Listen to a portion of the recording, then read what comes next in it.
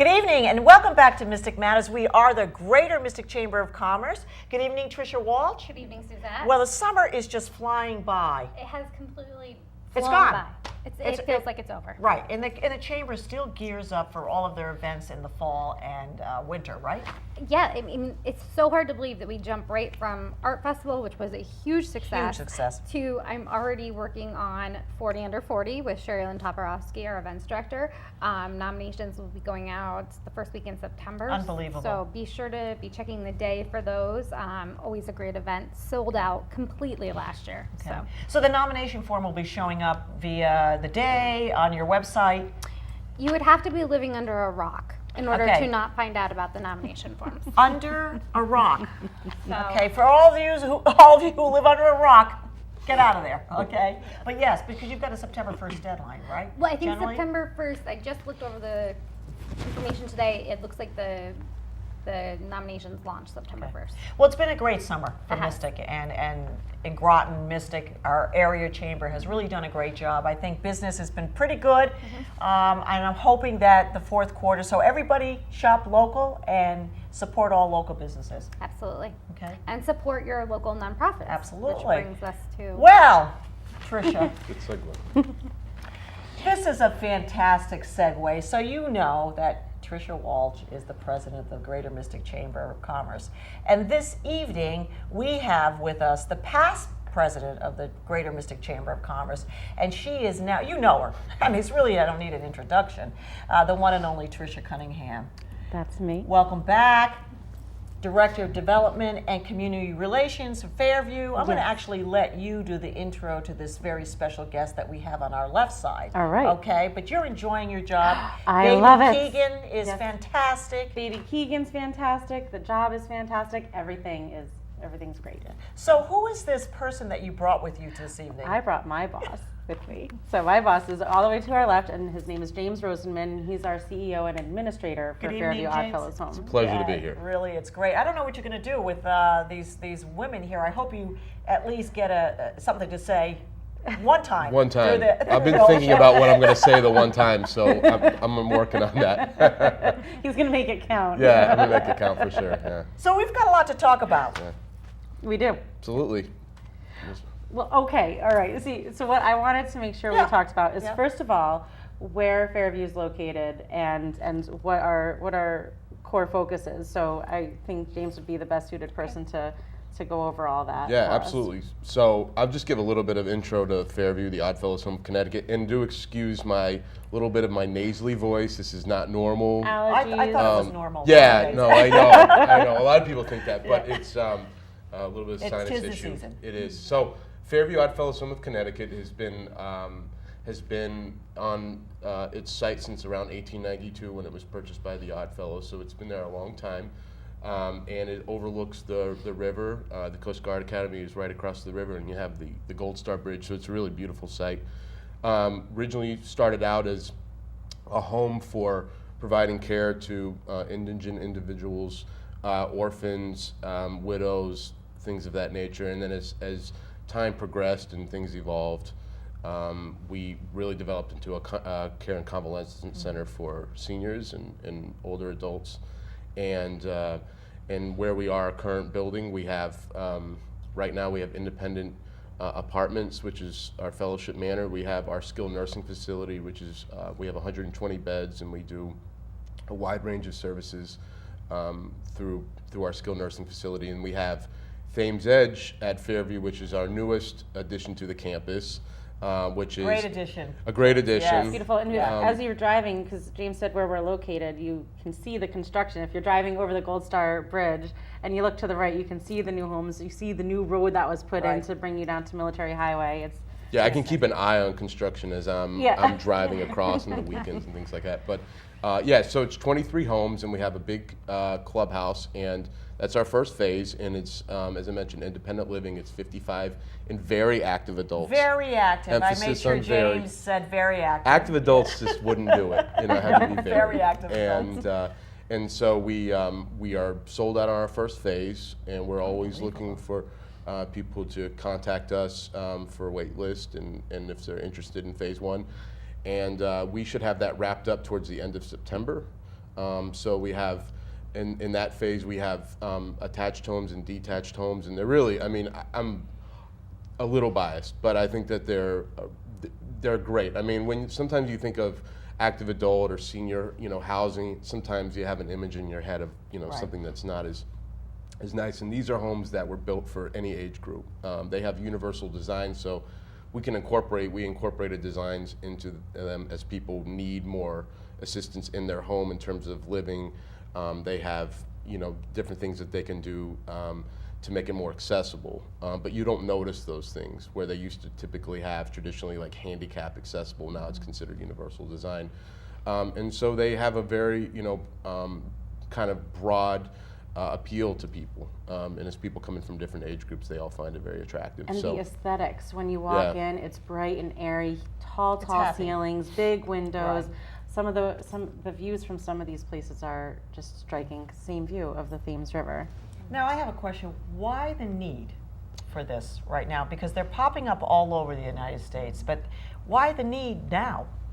Yeah, so I think, it's a really good point. I think for continuing care communities, which is what we officially are, and I can get into that a little later, but there are, a few thousand actually in the country that do what we do in terms of providing different levels of care on the same campus. I think what makes us different is the type of housing and the type of services that we provide. Mm-hmm. For example, they're houses and they're not apartments, and that's more uncommon. So you see a lot of communities that have just apartments or they have a mix, and we've decided to just do houses. So that makes us unique right off the bat. We've decided to have a model that is, pretty much a la carte. So you don't come in and we say, you have to have this, this, and this is what it's going to cost you a month, and you have to get the meal plan, and you got to get this. We unbundled it so people have a choice, and we feel that appeals more to baby boomers and frankly, people who don't want to pay for something that they may not want to use. And so we have a lot of people who come in that want to cook and do their own thing, and that's great. But this is the biggest population, is the baby boomers. It is. And I guess that's where I was headed, James, is that this is going to be the reality as a lot of the active adults are getting less active, but some of us are still active.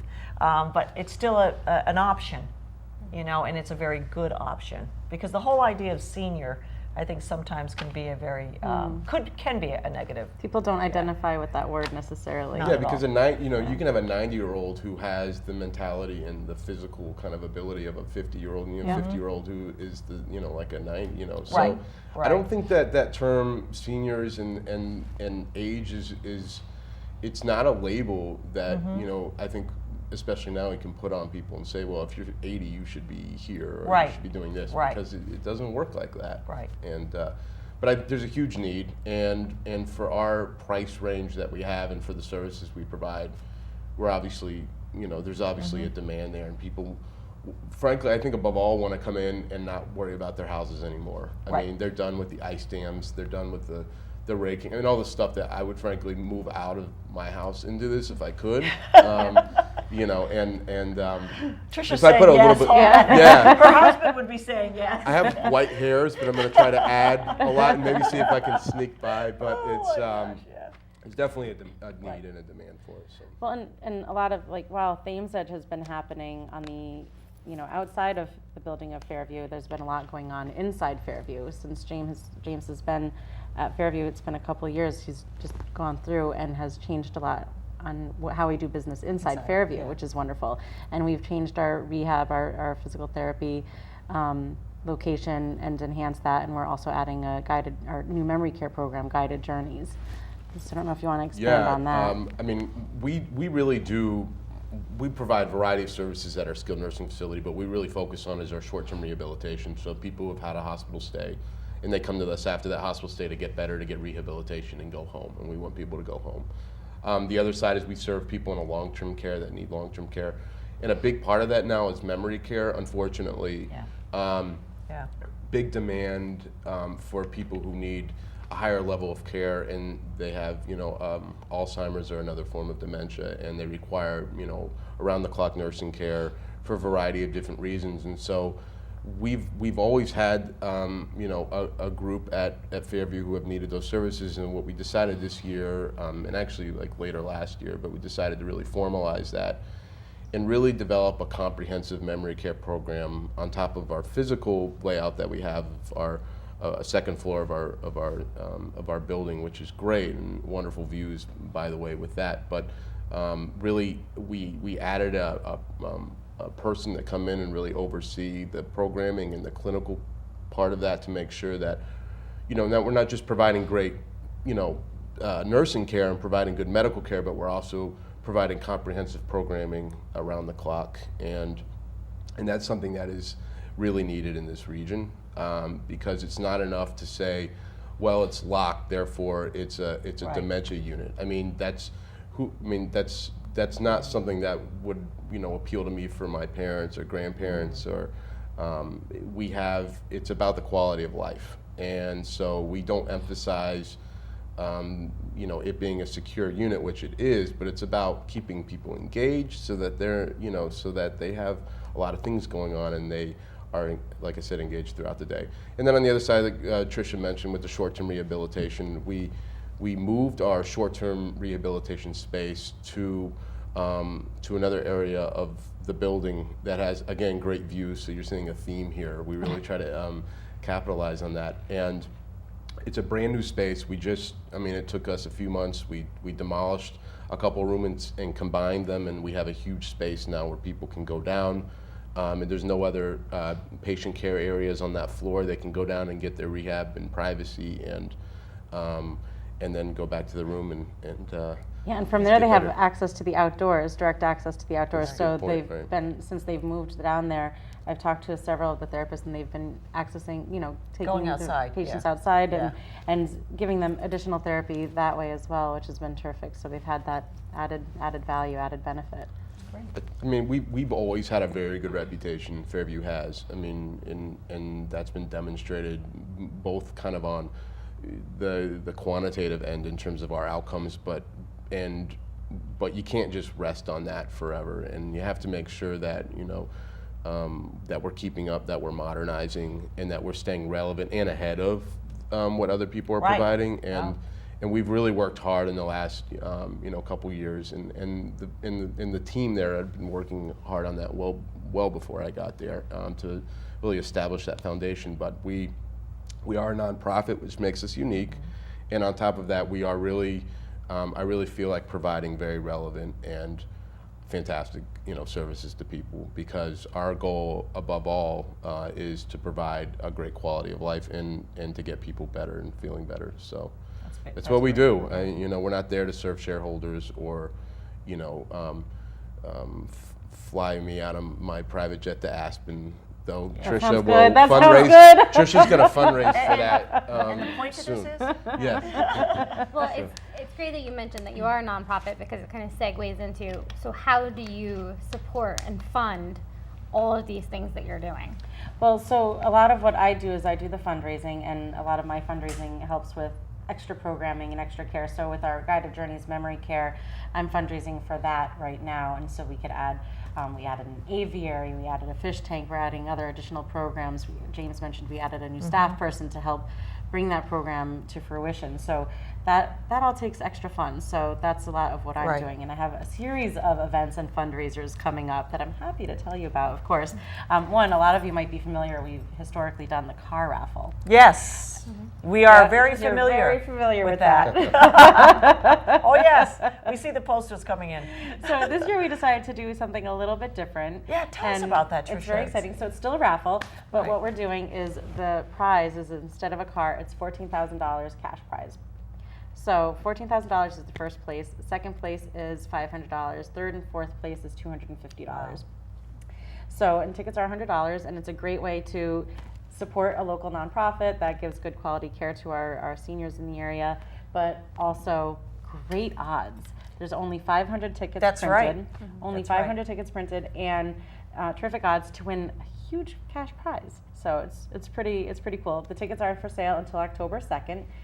You can And a call long me. time for the tickets to be sold too. I mean, so there's Yeah. a great opportunity. Yep, great opportunity. So get your ticket.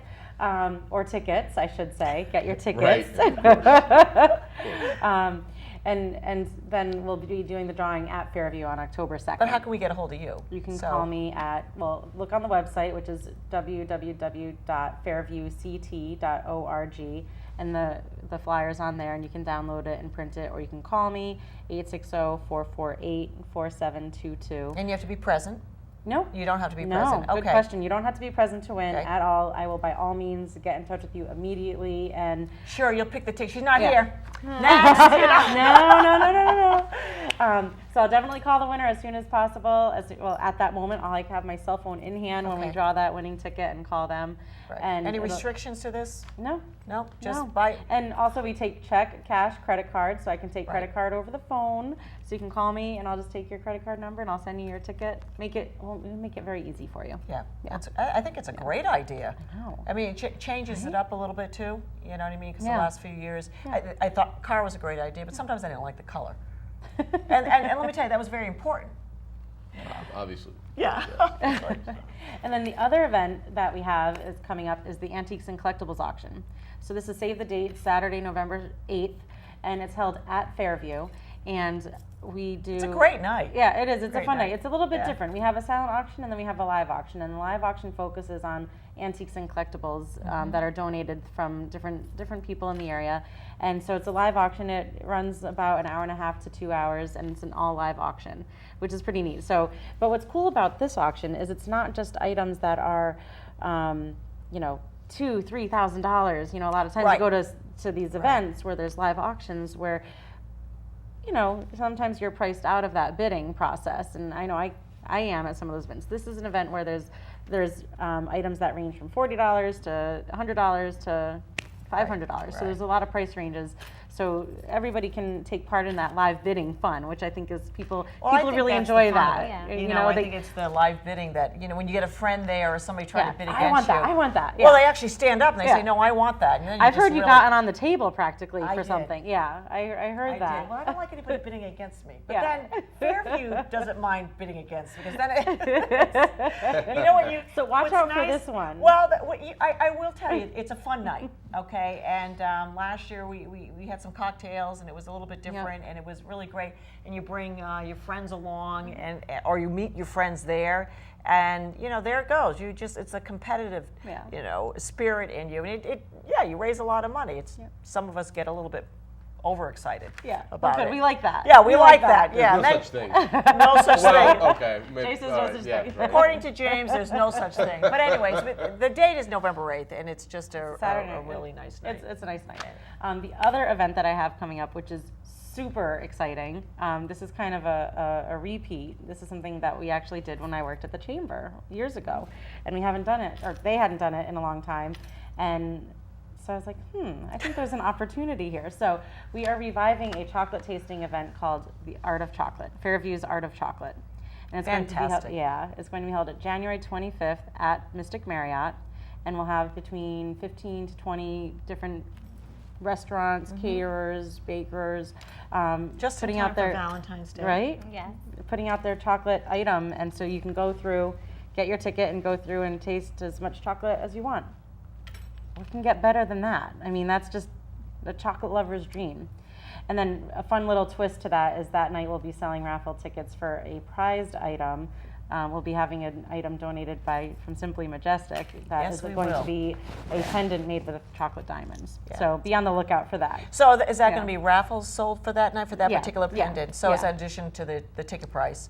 Yes. Yeah. Yep. That's going to be great. I know. So we'll have live music, and chocolate. I mean, you really don't need anything else, quite frankly, as long as there's the chocolate. But we like to create a nice atmosphere for But you. is there going to be anything in particular, do you know at this point, like chocolate chowder? That I or- don't know yet. Okay. Chocolate chowder sounds terrific. Sounds interesting. Is But it just didn't like we have is it something just like a that, bowl of Tricia? At one chocolate? time What we is had- chocolate well, we chowder? had chocolate Like just chowder.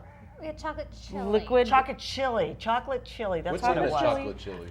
Beans that are chocolate? Oh. No, I don't know. I think it has Sounds- the cocoa in it. Yeah. I just want chocolate Beans and chocolate. That's Chowder. It sounds great, doesn't and it? to just drink like liquid chocolate. That sounds good. It'll be interesting as you get your restaurants lined Known up as a to. chocolate shake. Yeah. Oh, a chocolate shake. I guess that. Okay. All right. I guess. But yeah, it's going. So stay tuned. I mean, that's not till January 25th. We have a great committee for this event. We have a couple folks from Foxwoods involved. Stay tuned. There will probably be a chocolate meltdown competition between chocolate Mystic Marriott chefs meltdown. and Foxwoods chef and possibly one other. So be on the lookout for that. You could grow Yeah. this chocolate Oh, yeah. meltdown, It's gonna be chocolate fun. breakout, Yeah. you know, Yeah. chocolate, Yeah. all kinds Yeah. of things. It's gonna be fun. It sounds great. Yeah, so stay tuned. But so this is what it's all about. Is I do the fundraising for something that I care deeply about, and Fairview's been terrific. And being part of that environment and seeing the care that the nurses and the CNAs, everybody gives to our residents day in and day out. It's like it's family, and Yeah. it's nice. It's nice to be part of that environment and to fundraise for it. Well, James, you know, I'm not saying you're new to the community, but we embraced you in last year. Was it last year or 2 years ago? About 2 years ago. About 2 years Yeah. ago. But tell us a little bit about yourself and the background and how you came to Fairview. Yeah, so I originally grew up in North Carolina, and You don't have a southern accent. I know. though. Okay. maybe it's the sinus. I think so. Yeah, Yeah. it tends to come and go. Yeah. But went to school down there and started working with a company that owns and manages continuing care communities.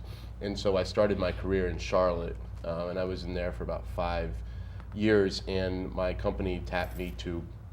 They called me one day and they said, "How would you like to move to Massachusetts?" And I'm like, "All right, let's go to Massachusetts. I mean, why not, right?" Right. And so I moved to Massachusetts. I worked outside Boston for about 5-6 years, and as you know, I was coming on like I said, about 5 or 6 years. I got a hunch from someone. Actually, someone told me about an opening in a great community in Connecticut, and They did say great community in Connecticut. they said great community in Connecticut. Okay. And emphasize that. And But but not being from here, and I mean, people know what Mystic is in the surrounding greater Mystic area all over. I mean, I knew that even down in North Carolina, not just from Mystic Pizza, the movie, but just in general. Because We like hearing that.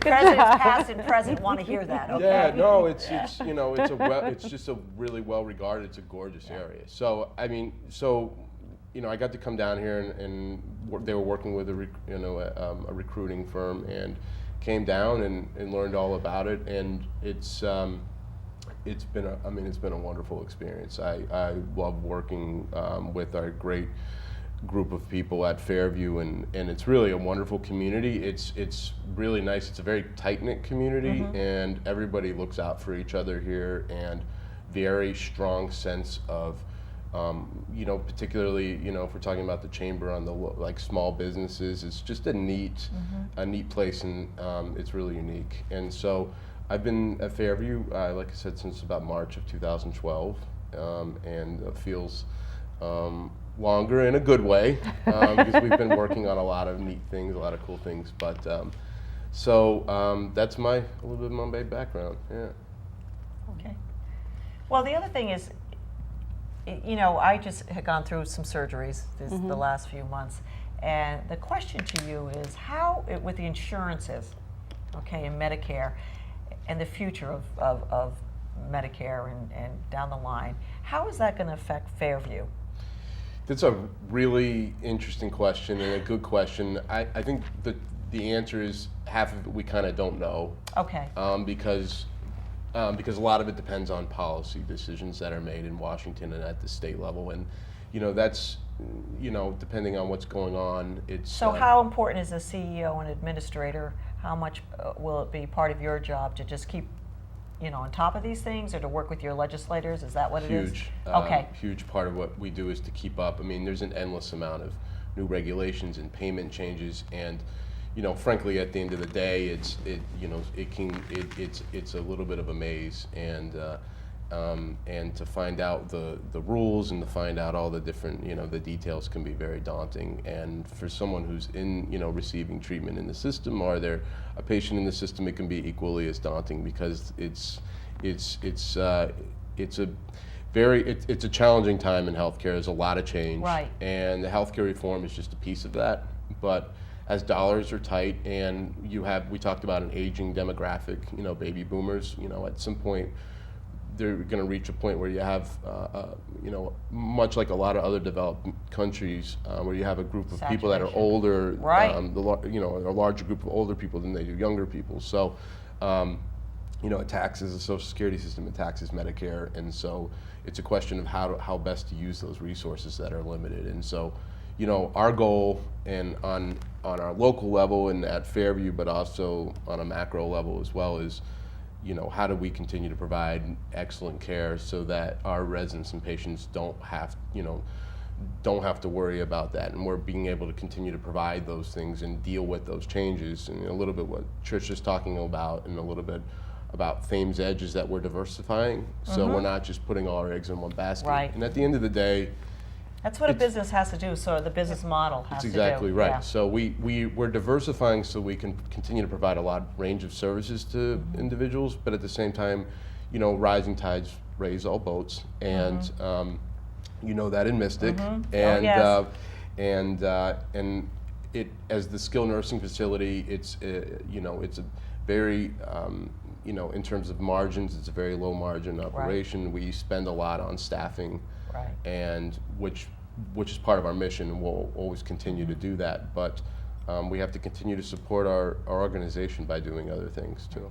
Well, in the business world, when 2008 hit, and my staff was saying, "Oh, what are we going to do? What are we going to do? The economy, this, we're not going to have a good Christmas." And I always said to them, "Listen, don't worry about what's out there. Just concentrate what's in here." That's right. And if you give the best service, and I said, I promise you, we're going to weather this storm. And I think if you just concentrate, don't worry about what basically what the neighbor's saying. Just concentrate on what you're doing here, and everything will be just fine. Well, James, it's great having you on. Oh, my pleasure. I mean, we're going to have you back when the sinus thing is a little bit better. But I want to hear a little bit of that North Carolina. I'll bring that with me I'd like to hear that a little bit more in your Yours speeches. is pretty good. Well, yes, I've spent some time in the South. Not really. Tricia Walsh, my co-host. Always nice to see you. And Tricia Cunningham, welcome back. Thank you. Tricia This on was a regular basis. But we are the Greater Mystic Chamber of Commerce. Mystic Matters. Good evening.